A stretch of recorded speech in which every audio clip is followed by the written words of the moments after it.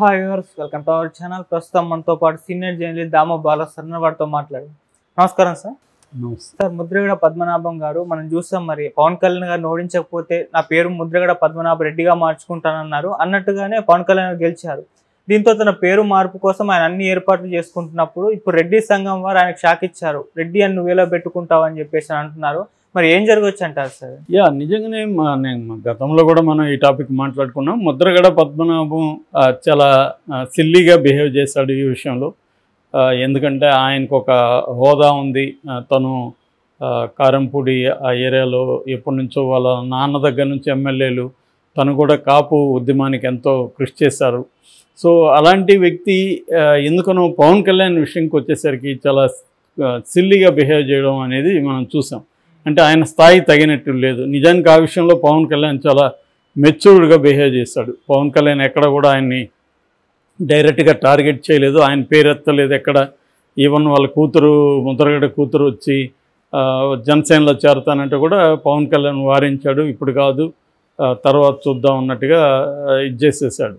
ఎక్కడ ముద్రగడ పద్మనాభం విషయంలో పవన్ కళ్యాణ్ మాట తూలి కానీ ఇంకోటి కానీ చేయలేదు.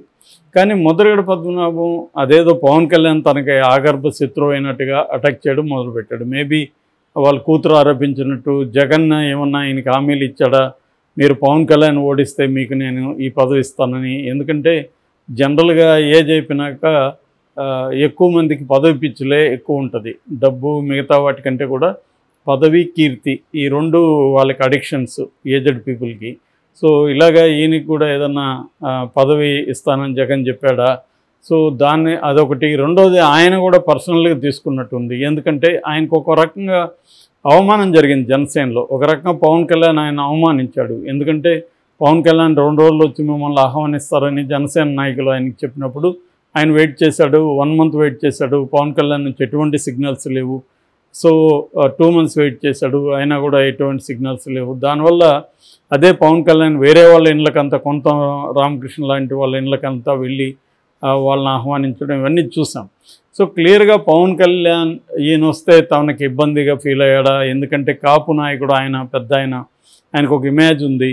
సో రేపొద్దున ఆయన పార్టీలోకి వస్తే తనకు కొంత ఇబ్బంది అవుతుందని పవన్ కళ్యాణ్ ఫీల్ అయ్యాడని తెలీదు. సో ఏదేమైనా పవన్ కళ్యాణ్ ఆయన్ని పార్టీలో చేర్చుకోవడం అనేది ఇష్టం లేదు.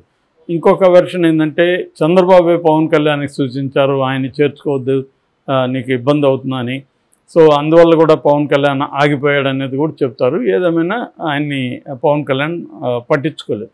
అది హ్యూమిలేషన్కి గురయ్యాడు. కనీసం మిమ్మల్ని మేము చేర్చుకోవట్లేదని పవన్ కళ్యాణ్ చెప్పేసి ఉన్నా ఆయన అంత హర్ట్ అయ్యేవాడు కాదు. సో ఆ రకంగా ఆయన హర్ట్ అయితే అయినట్టుగా మనకు క్లియర్గా అర్థమవుతుంది. సో అందువల్లే అంతకుముందు కండిషన్లు పెట్టి వైసీపీలో చేరాలనుకున్నప్పుడు కండిషన్లు పెట్టాడు. నాకు ఎంపీ సీట్ ఇవ్వాలి, నా కొడుకు, చిన్న కొడుకు గిరికి ఇవ్వాలి, వాళ్ళ భార్యకి ఇవ్వాలి, ఇట్లాంటిది ఏదో కండిషన్ పెట్టాడు. కానీ జగన్ దానికి సుముఖంగా లేడు. అందువల్ల ఈయన మళ్ళీ కలుస్తానంటే కూడా వైసీపీ నాయకులను మీరు కలవద్దండి, ఇది ఇంకా అనవసరం, నేను మాట్లాడేది ఏం లేదని కూడా చెప్పేశాడు. సో ఆయన ఇంకా ఉన్న ఆల్టర్నేటివ్ ఏంటంటే బీజేపీలోకి వెళ్ళలేడు, ఓన్లీ తెలుగుదేశం, జనసేన. తెలుగుదేశంలో కూడా ఆయనకు గతంలో చంద్రబాబుతో ప్రాబ్లం ఉంది, వాళ్ళిద్దరి మధ్య గొడవలు ఉన్నాయి. గతంలో చంద్రబాబు ఈయన ఇబ్బంది పెట్టాడని, హౌస్ అరెస్ట్ చేశారని, వీళ్ళ కోడలు వాళ్ళంతా కూడా నీచంగా హ్యూమిలేట్ చేశారనేది ఆయన అనేకసార్లు లేఖల్లో కూడా రాశాడు.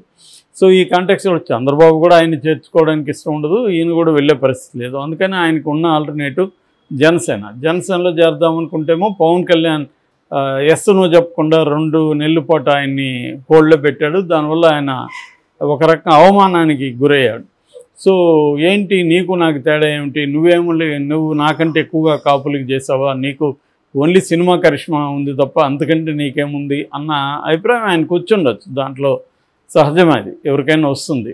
అంటే ఆ ఈగో ప్రాబ్లం వస్తుంది.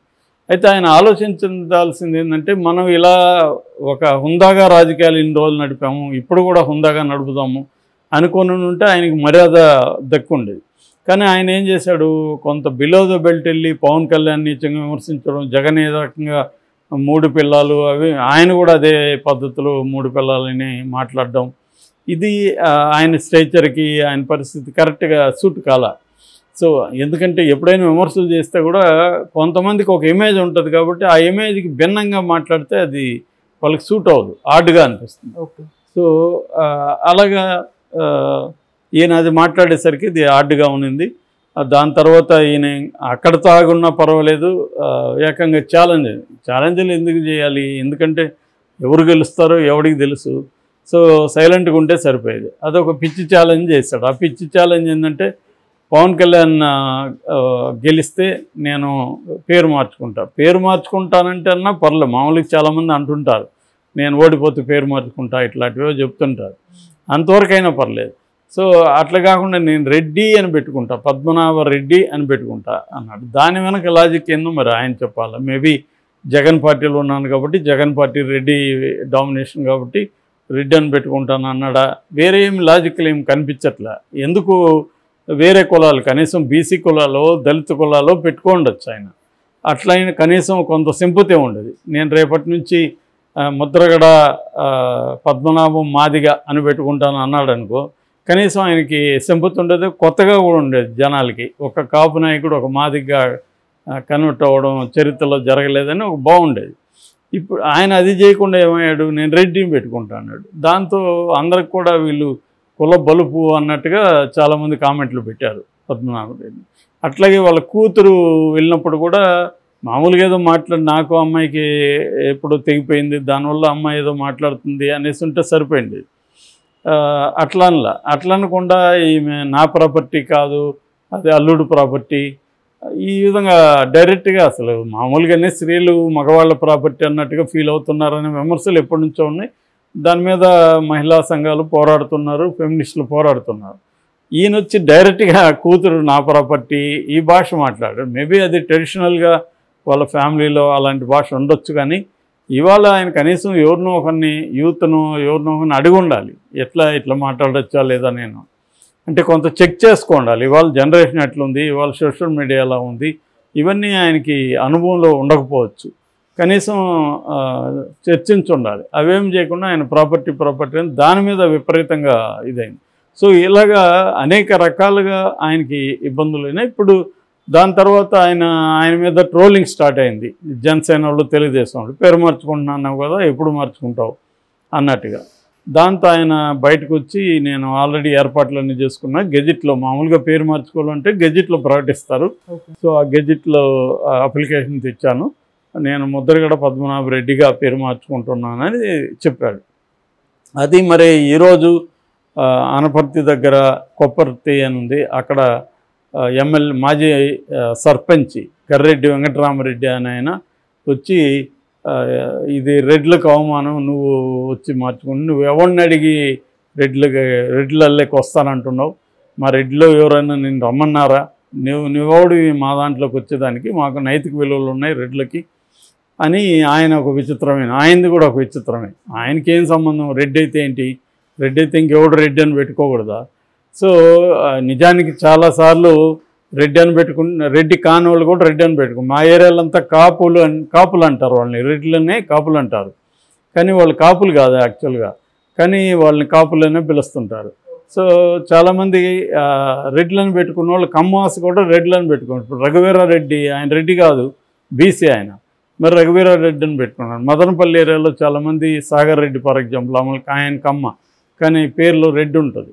అలాగా రెడ్డి అనేది యాక్చువల్గా ఒక హోదా, గతంలో రెడ్డి అంటే ఒక హోదా, అదే దాన్ని తర్వాత కులంగా దాన్ని చేసుకున్నారు. సో ఈయనకేం సంబంధం, కర్రెడ్డి వెంకటరామరెడ్డి అనేవాడికి, ఎవడో రెడ్డి అని పెట్టుకుంటే ఈయనకేం పోయింది అంటే ఏదో ఒక గొడవ చేసి మనం లైమ్ లైట్లో ఉండాలనేది తప్ప ఇంకేమీ కనబడలే. అంటే ఏ రెడ్లకి అందరికీ అదేదో వాల్యూస్ ఉన్నాయి, అవి ఉన్నాయి, ఈయన రెడ్లందరి తరఫున ఒకరు తప్పించుకొని ఆంధ్ర రెడ్డి సంఘాన్ని కూడా విమర్శిస్తున్నాడు ఈయన, మీరెందుకు అబ్జెక్ట్ చేయలేదని. నిజానికి ఆయన పేరులో రెడ్డి పెట్టుకుంటాడు తప్ప కులం మారడం అనేది ఇండియన్ దీంట్లో లేదు.